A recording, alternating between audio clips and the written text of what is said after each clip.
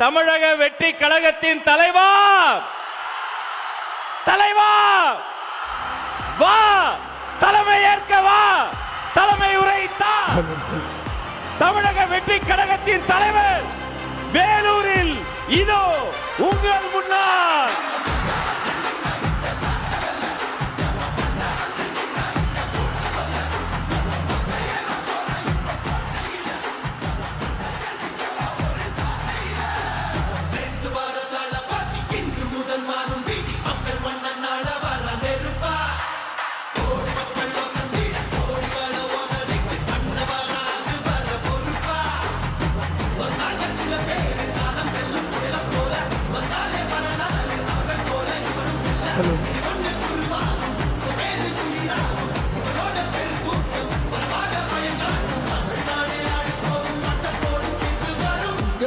உங்க விஜய் உயிரண்ண வரண்ணா.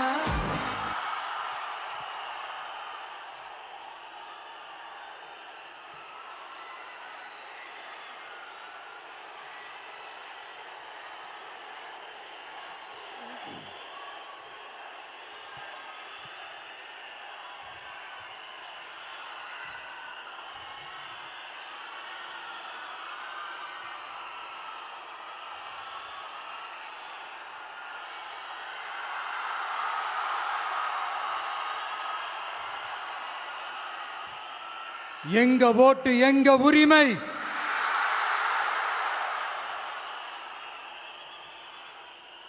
எங்களை யாரும் விலைக்கு வாங்க முடியாது.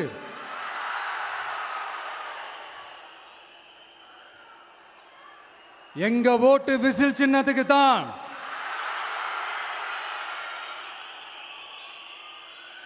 யாரையும் நம்பி ஏமாற மாட்டோம்.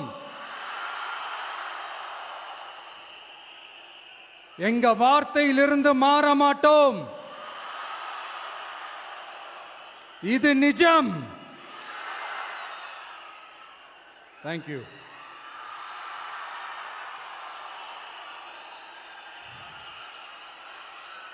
ஒரு குட்டி கதையிலிருந்து ஆரம்பிப்போமா?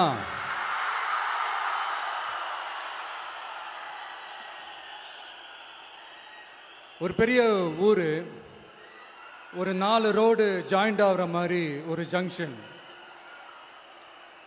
ஒரு பிஸியான ஏரியா, ஆள் நடமாட்டம் அதிகமாக இருக்கக்கூடிய ஒரு ஏரியா. அங்கே சென்டரில் ஒரு முரட்டு ஜல்லிக்கட்டு காலை ஒன்று நின்றுட்டு இருக்குது. காலில் மண்ணை வீசிக்கிட்டு சீறிக்கிட்டு அப்படியே நின்றுட்டு இருக்குது. யாருமே பக்கத்தில் போக முடியல. அந்த இடம் ஒரு கேஷுவலாக மாறணும் அப்படின்னா அந்த காளையை அடக்கி அமைதியாக்கினா தான் மறுபடியும் ஒரு பேக் டு நார்மல் சுச்சுவேஷனுக்கு அந்த இடம் மாறும். அந்த ஊரில் இருக்கிற ஒரு சில பேருக்கு மட்டும்தான் அந்த காளை அடங்கும். அவங்க யாருமே அங்கே இல்லை. ஆனால் அந்த க்ரௌடில் இருந்த ஒரு சில பேர், ஆல்ரெடி அந்த காளையை அடக்கணங்களோடு இருந்த ஒரு சில பேர், எங்களுக்கு இல்லாத அனுபவமா? நாங்க பார்க்காத காளையா? நாங்க பார்க்காத மாடா? நாங்க போய் அடக்குறோம்னு சொல்லிட்டு உள்ள போறாங்க. ஒருத்தராலையும் அந்த காளையை தொடக்கூட முடியல. எல்லாரையும் அடிச்சு வீசி தூக்கி போட்டுருச்சு. இப்ப என்னடா பண்றது அப்படின்னு பார்க்கும்போது அந்த கூட்டத்தை விலக்கிட்டு ஒரு சின்ன பையன் ஒரு என்ட்ரி ஒன்று கொடுக்குறான். உங்களுக்கு தான் தெரியும்ல, டேய் எங்களாலே முடியல, நீ எல்லாம் என்னத்தை போய் கிழிக்க போற?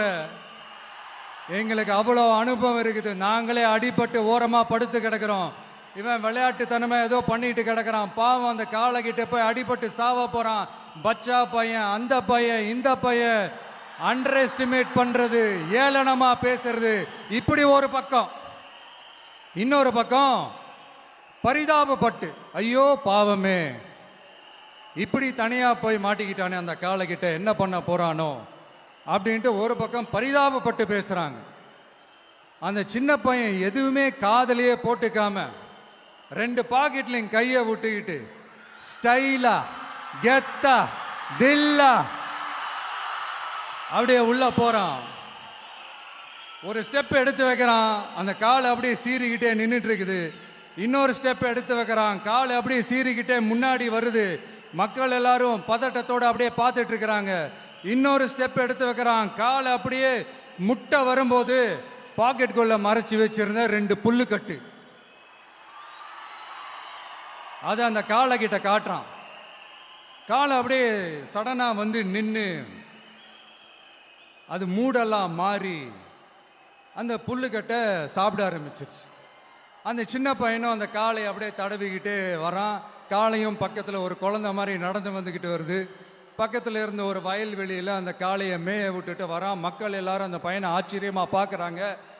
அந்த அடிபட்டு கிடந்த அந்த அனுபவசாலிங்க தலையை தொங்க போட்டு நின்றுட்டு இருக்கிறாங்க. ஏன்னா பேசின பேச்சு அப்படி.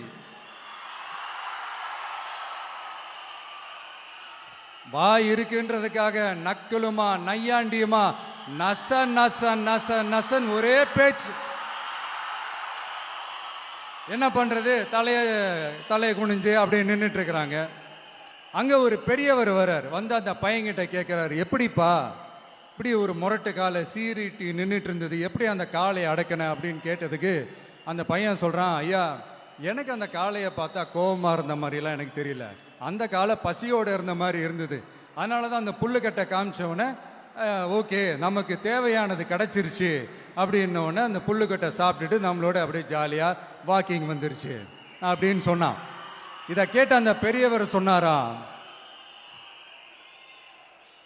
இந்த சின்னவங்க பெரியவங்க அனுபவம் இருக்கிறவங்க அனுபவம் இல்லாதவங்க இதெல்லாம் விஷயமே கிடையாது.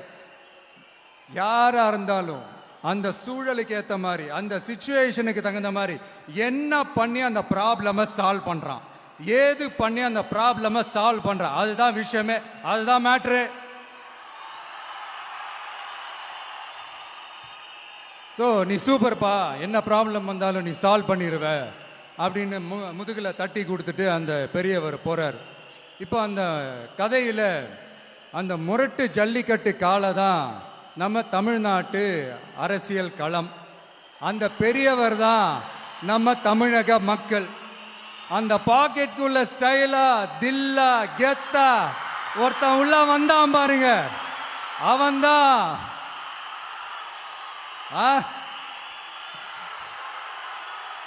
நான் இல்லைங்க, நான் இல்லை, நானு நீங்க நாம எல்லாருமா சேர்ந்து மாபெரும் மக்கள் சக்தியா இருக்கக்கூடிய நம்ம டிவிக்கு,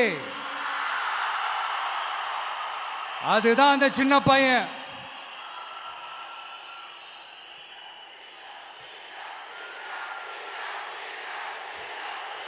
தேங்க்யூ தேங்க்யூ தேங்க்யூ.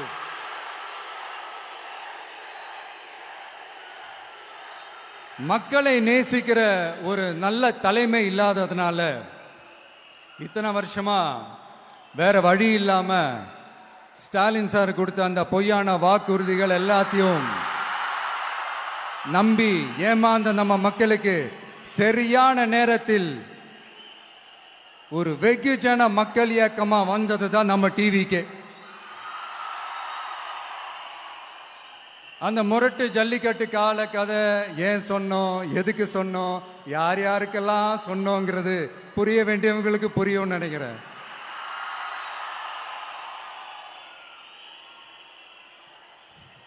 இப்போ நாம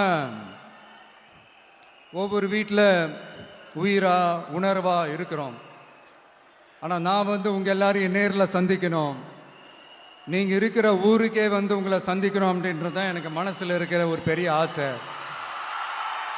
ஆனா அந்த சிச்சுவேஷன் ஒரு எதிர்கட்சியா இருந்து கேள்வி கேட்டுட்டு இருக்கிற இந்த நேரத்தில் நமக்கு எதிராக என்ன சூழ்ச்சிகள்லாம் நடக்குதுன்றது உங்க எல்லாருக்குமே நல்லா தெரியும். அதனால இப்போ உங்களுக்கு ஒரு வாக்குறுதியை கொடுக்கிறேன், நம்மளுடைய ஆட்சி அமைஞ்சதும் ஒவ்வொரு கிராமத்துக்கும் நான் நேரடியா வந்து என்னுடைய சொந்தங்களாகிய உங்க எல்லாரையும் நான் சந்திக்கிறேன்.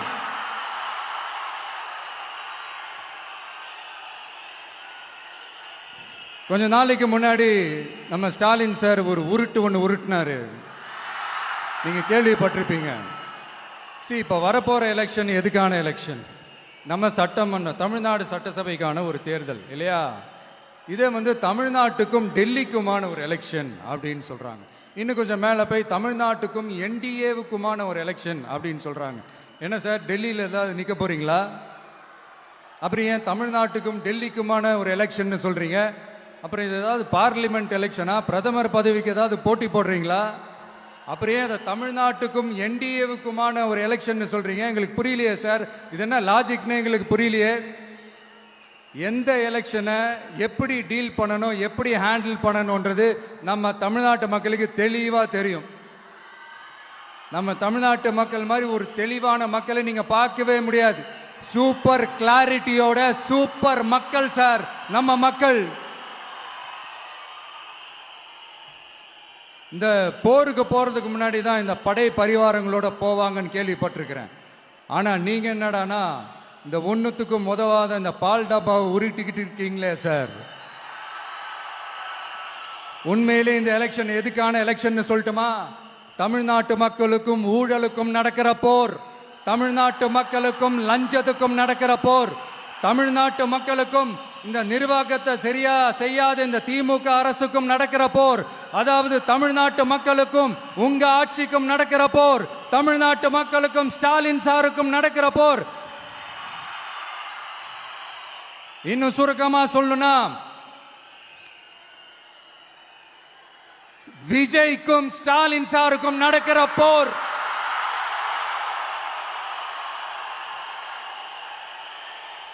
இதுக்கு நடுவுல இந்த என்டிஏ டெல்லி இதெல்லாம் என்ன லாஜிக்னே புரிய மாட்டேங்குது சார். தமிழ்நாடு தான் விஜய், இந்த விஜய் தான் தமிழ்நாடு. தூய சக்தி டிவிகேவுக்கும் தீய சக்தி டிஎம்கேவுக்கும் தான் இந்த போர். இப்படி உக்கிரமா இருக்கிற இந்த போர்ல மறுபடியும் ஒண்ணுத்துக்கும் உதவாத இந்த பால் டப்பாவை உருட்டிக்கிட்டு இன்னொரு காமெடி வேற. அது என்னடானா அவரோட ஆட்சியில தான் தமிழ்நாடு சூப்பர் ஸ்டார் மாநிலமா இருக்குதான். கரெக்ட், தமிழ்நாடு சூப்பர் ஸ்டார் மாநிலம் தான். காமராஜர் அவர்கள் டைம்ல, அண்ணா அவர்கள் டைம்ல, எம்ஜிஆர் அவர்களோட ஆட்சியில. இன்னைக்கு ஒண்ணுத்துக்கும் உதவாத இந்த உல்டா மாடல் ஆட்சியில தமிழ்நாடு சூப்பர் ஸ்டார் மாநிலமாலாம் ஒண்ணு இல்ல, சூப்பர் ஸ்டாண்ட் அப் காமெடிக்காரர் நடத்துற மாநிலமா மாறிடுச்சு. மக்களே, உங்களுக்காக மட்டுமே தான் வர தடைகள், சதிகள், சூழ்ச்சிகள் எல்லாத்தையும் தாண்டி இந்த 2026 இந்த தேர்தலில் டிவிக்கு தில்லா நிற்கும்.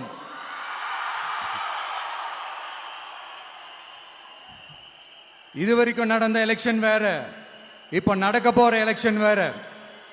ஒவ்வொரு 5 இயர்ஸுக்கும் நடக்கிற எலெக்ஷன் மாதிரி இதை நினைச்சிடாதீங்க.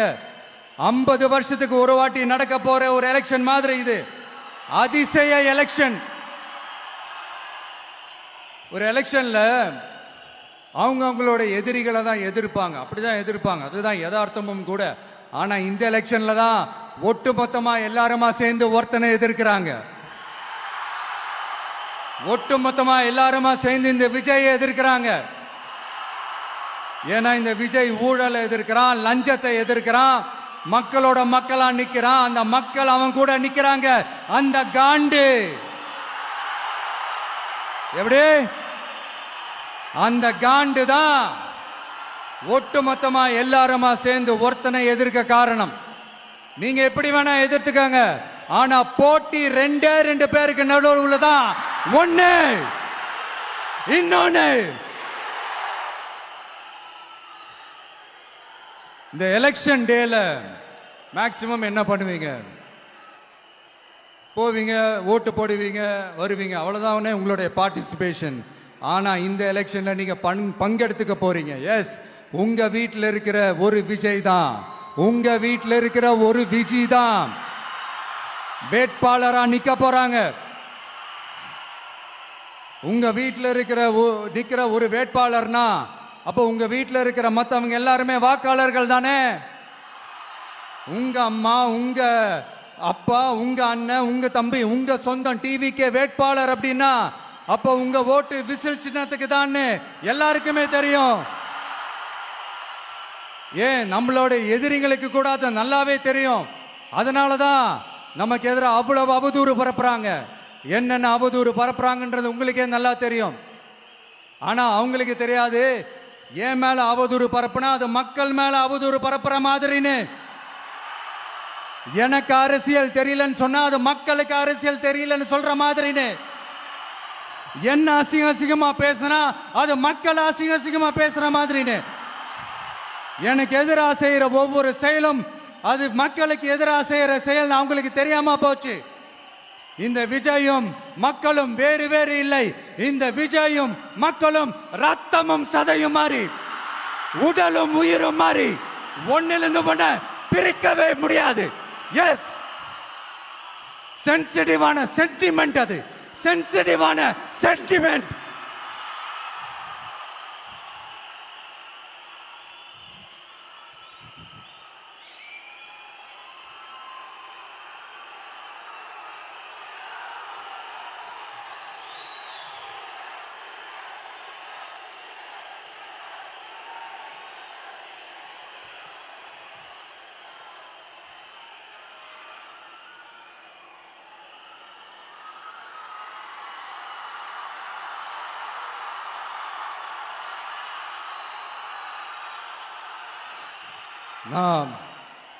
சாரி, இதை யாரும் அசைக்க முடியாது. மக்களை நேசிக்கிற விஜய் வேணுமா, மக்கள் விரோத ஆட்சி நடத்துற ஸ்டாலின் சார் வேணுமா? இந்த விஜய் நம்புறீங்களா, ஸ்டாலின் சார் நம்புறீங்களா? Proof, this is the proof.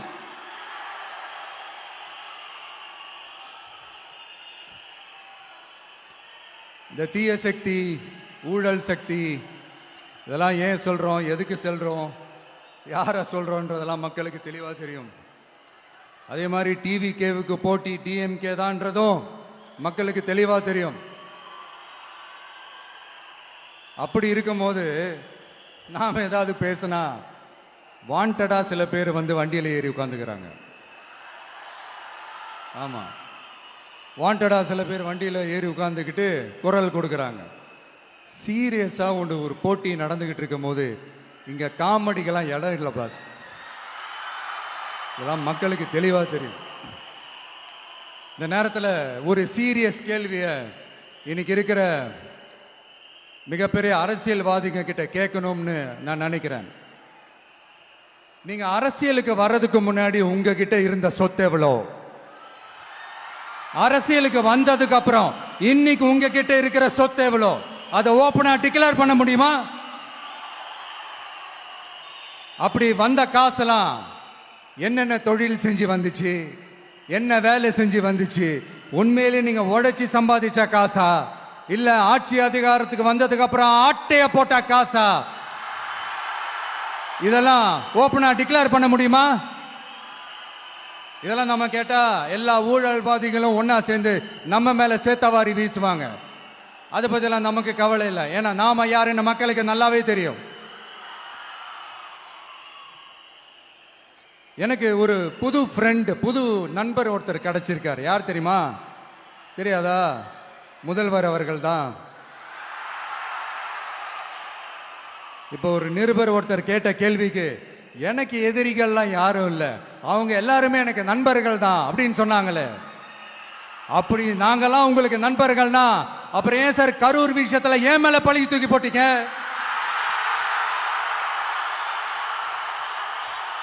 உங்களுக்கு மனசாட்சின்னு ஒண்ணு இருந்தா அப்படி பேசிருப்பீங்களா?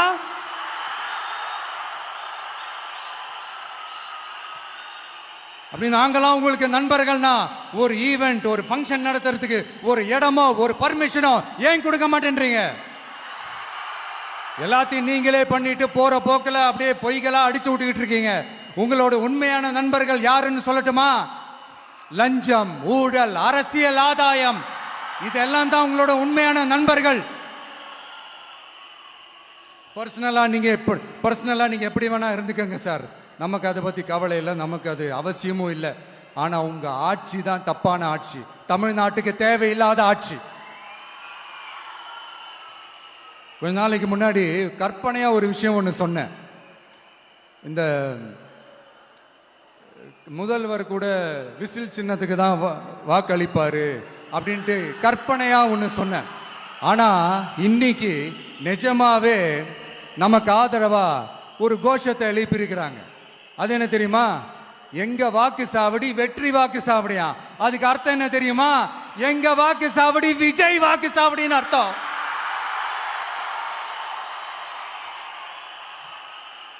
அது சரி, மக்களோட இந்த ஆதரவை பார்த்துட்டு அவர் அறியாமலே எப்படி பேசிட்டாரு என்னமோ தெரியல. 50 வருஷம் எக்ஸ்பீரியன்ஸ் அரசியல்ல, உண்மை என்னன்னு ஒத்துக்கிட்டு தானே ஆகணும்.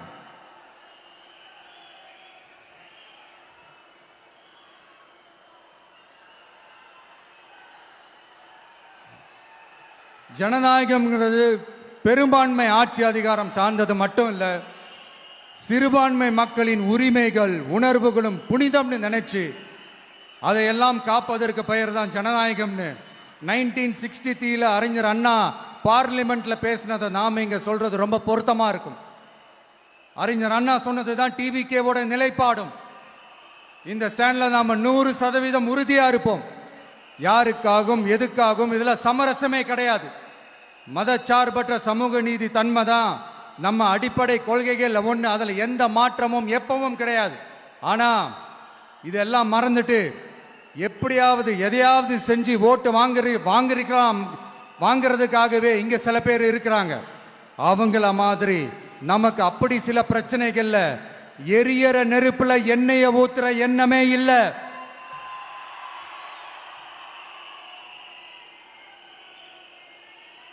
இங்க சில அரசியல் கட்சிகளும் சில அரசியல் தலைவர்களும் ஒரு சில நேரங்களில் அமைதியா இருந்தாலே போதும், ஒரு பிரச்சனையும் வராது.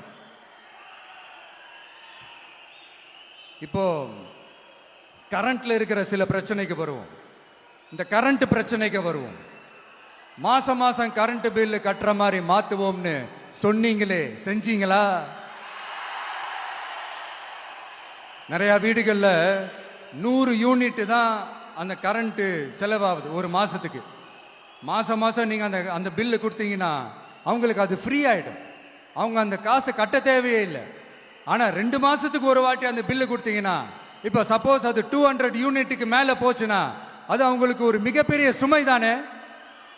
இது எந்த கணக்கில் எடுத்துக்கிறது? ஒரு மாதிரி ஒரு மாடர்ன் கரப்ஷன் அப்படின்னு எடுத்துக்கலாமா? அடுத்து பஸ் வசதி. நிறைய கிராமங்கள்ல பஸ் வசதி இல்லைன்னு சொன்னா இந்த ஒட்டுமொத்த திமுக அரசும் கத்திக்கிட்டு வந்துருவாங்க. நாங்க பஸ் விடாத கிராமங்களே இல்ல அப்படின்னு சொல்லுவாங்க. அப்படியாவது உண்மை அப்படின்னா முதல்வர் அவர்கள் கிட்ட நம்ம தங்கச்சி ஒருத்தவங்க ஒரு கேள்வி கேட்டாங்களே, எங்க ஊருக்கு ஒரு மினி பஸ் ஆவது விடுங்க சார் அப்படின்னு கேட்டாங்களே, அது எந்த கணக்கில் எடுத்துக்கிறது? நிறைய மலை கிராமங்கள்ல பஸ் வசதி இல்ல, நிறைய மலை கிராமங்கள்ல ஹாஸ்பிட்டல் வசதி இல்ல.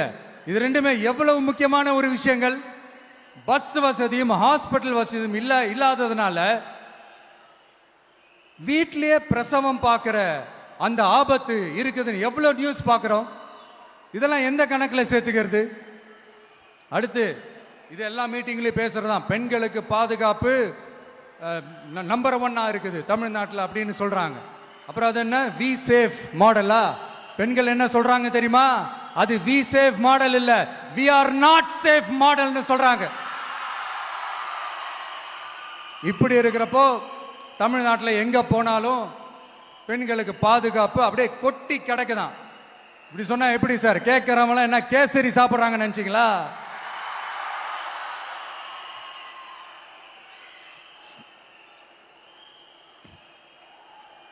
அடுத்து இந்த சட்டம் ஒழுங்கு, அது காணாம போய் ரொம்ப நாள் ஆச்சு.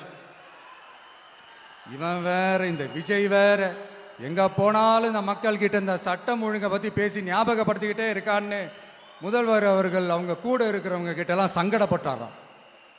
நாம் என்ன பண்றது? நாம தான் தமிழ்நாட்டோட விசில் ப்ளோயர் ஆச்சே. நாம எப்படி சைலண்டா இருக்க முடியும்? நாமளும் கேள்வியா கேட்கிறோம், ஆனா பதிலெல்லாம் வந்த மாதிரியே தெரியல. இருந்தா தானே வர்றதுக்கு, வச்சுக்கிட்டா வஞ்சனை பண்றாரு. 5 வருஷமா பதிலே சொல்லாம அப்படியே கடந்து வந்துட்டாரு. ஆனா இனிமே அப்படிலாம் இருக்க முடியாது, பதில் சொல்லி ஆகணும். மக்களே, இந்த தீய சக்தி, இந்த அட்ராசிட்டிய ஒரு எண்டு கார்டு போடணும் அப்படின்னா அவங்கள சுவிட்ச் ஆஃப் பண்றது தான் ஒரே சொல்யூஷன். அதுக்கான ரிமோட் தான் வரப்போற எலெக்ஷன். அந்த ரிமோட்ல நீங்க அழுத்த வேண்டியது ஒரே ஒரு ஆப்ஷன். அதுதான் நம்ம விசில் சின்னத்தோட பட்டன். இத 4 விஷயத்தை நீங்க செஞ்சாலே போதும். ஒவ்வொரு இவிஎம் மெஷின்லயும் விசில் சின்னத்துக்கு நேரா இருக்கிற அந்த பட்டனை பச்சக்கு பச்சக்கு பச்சக்குன்னு ஒரு அழுத்த அழுத்துங்க. எப்படி? அவ்வளவுதான். நாம காஞ்சிபுரத்தில் பேசும்போது நம்மளுடைய விஷன் என்னன்னு சொன்னோம். இப்ப அதனுடைய கண்டினியூஷனா சில விஷயங்கள் இங்க நான் சொல்லணும்னு ஆசைப்படுறேன். இப்பவும் சொல்றேன், உறுதியா சொல்றேன், சத்தியமா சொல்றேன். பெண்கள், பெண் குழந்தைகள், ஆண் குழந்தைகள் பாதுகாப்பு நம்ம ஆட்சியில நம்பர் 1 இருக்கும்.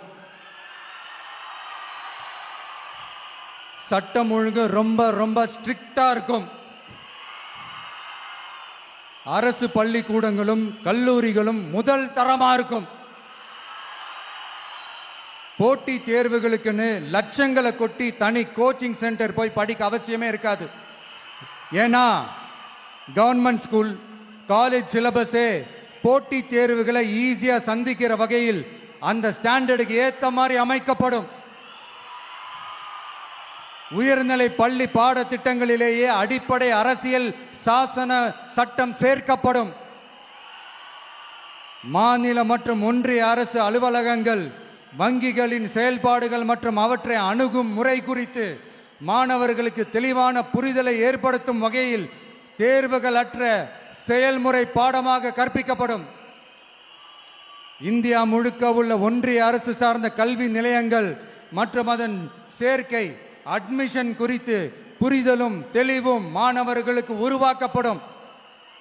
அனைத்து அரசு பள்ளிகளிலும் பெண் குழந்தைகளுக்கு சுத்தமான, சுகாதாரமான மற்றும் தரமான கதவுகள் பொருத்தப்பட்ட ரெஸ்ட் ரூம்கள் அமைப்பது உறுதி செய்யப்படும். போதைப் பொருட்கள் இல்லாத தமிழகம் உருவாக்கப்படும். மாவட்ட கலெக்டர்கள் மற்றும் எஸ்பிக்களில் சரி பாதி பெண்களாக இருக்கும்படி செய்வோம். மலை கிராமங்களில் அரசு ஆரம்ப சுகாதார நிலையங்கள் பிரசவம் பார்க்கும் வசதியுடன் அமைக்கப்படும். பஸ் போக்குவரத்து இல்லாத கிராமங்கள் மற்றும் மலை கிராமங்களே இல்லை என்ற நிலை உருவாக்கப்படும். ஏற்கனவே அமைப்பு சாரா தொழிலாளர்கள் அமைப்பு இருந்தாலும் ஆட்டோ, டாக்ஸி மற்றும் லாரி டிரைவர்களுக்கென அவர்களின் நலன்களுக்காகவும் குடும்ப நலன்களுக்காகவும் தனியாக நல வாரியம் அமைக்கப்படும். தென் தமிழகம் உட்பட தமிழகத்தின் தேவையான பகுதிகளில் தொழிற்சாலைகள் அமைக்கவும் தொழில் வளம் பெருக்கவும் தனி கவனம் செலுத்தப்படும். விவசாயிகள், மீனவர்கள் மற்றும் நெசவாளர்களின் கருத்துக்களை அறிந்து அவர்களுக்கான திட்டங்கள் காலத்தின் தேவைக்கேற்ப உருவாக்கப்படும். இப்போ நம்ம ஸ்டாலின் சார் அறிவாலயம் பக்கத்தில் யாரு நடந்து போனாலும், அறிவாலயம் பக்கத்தில் யாரு நிழலுக்கு ஒதுங்கினாலும் கூட்டணியில சேர்த்துக்கிறார். அந்த கொள்ளையடிச்சிருக்கிற வச்சிருக்கிற பணத்துல ஒரு பங்கு ஒன்று கொடுத்து, இந்த அதுக்கு பேர் கல்லாப்பெட்டி கூட்டணின்னு வச்சிருக்கிறேன். அந்த கல்லாப்பெட்டி கூட்டணியை ரொம்ப கஷ்டப்பட்டு சேர்த்திருக்கிறார். ஆனா அவருக்கு நான் சொல்றேன், இந்த அறத பழைய கூட்டணி கணக்குகளோ இந்த கொள்ளையடிச்ச பணத்தையே வச்சு எங்க மக்களை ஏமாத்தி எல்லாம் ஜெயிக்க முடியாது. ஏன்னா இது மாபெரும் மக்கள் சக்தியான வித்தியாசமான விசில் புரட்சி எலெக்ஷன்.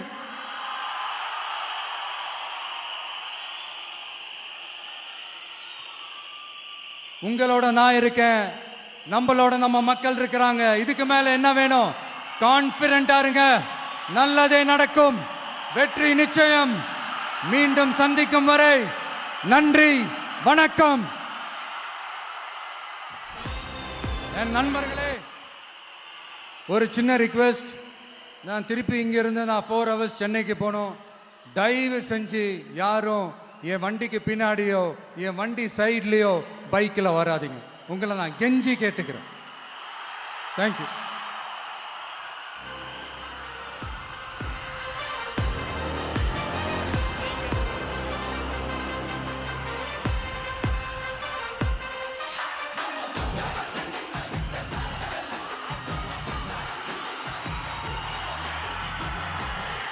வெற்றி தலைவர் அவர்களுக்கு நன்றி.